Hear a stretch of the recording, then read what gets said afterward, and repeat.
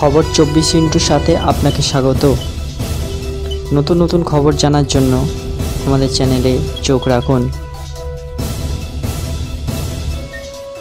নমস্কার দর্শক বন্ধুরা, স্বাগত আমাদের এই চ্যানেলে।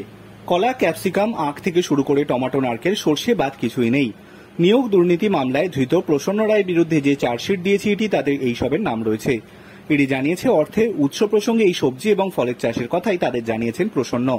তাদের দাবি, জমিতে চাষ করে তিনি গত কয়েক বছরে 26 কোটি টাকা রোজগার করেছেন।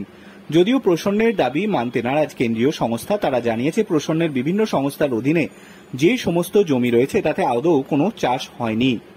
এসএসসি দুর্নীতি মামলায় প্রসন্নকে গ্রেফতার করেছিল সিবিআই।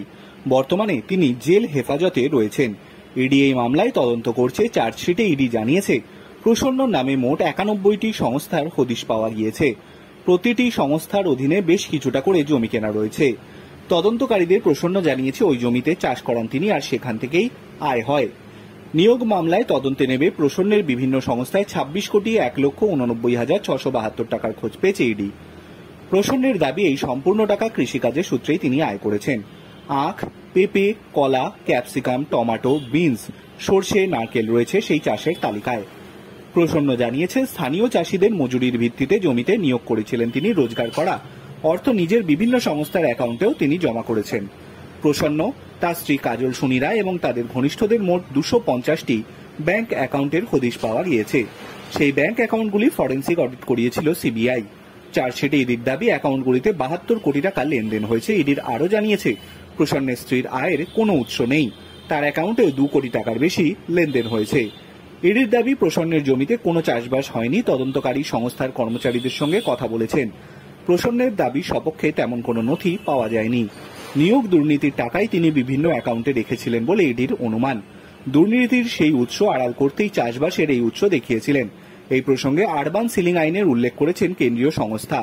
তাদের দাবি, আরবান সিলিং আইন অনুযায়ী কোনো সংস্থা নিজের অধীনে সর্বোচ্চ 7 কাঠা জমি রাখতে পারে।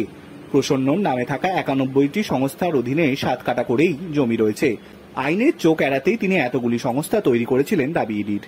এসএসসি মামলার উপদেষ্টা কমিটির প্রাক্তন প্রধান শান্তিপ্রসাদ সিংহের প্রসঙ্গে প্রসন্নের নাম উঠে এসেছিল। অভিযোগ, তিনি শান্তিপ্রসাদের ঘনিষ্ঠ মিডলম্যান। রাজ্যের প্রাক্তন শিক্ষামন্ত্রী পার্থ চট্টোপাধ্যায়ের সঙ্গেও প্রসন্নের যোগাযোগ ছিল বলে জানা গিয়েছিল সিবিআই সূত্রে।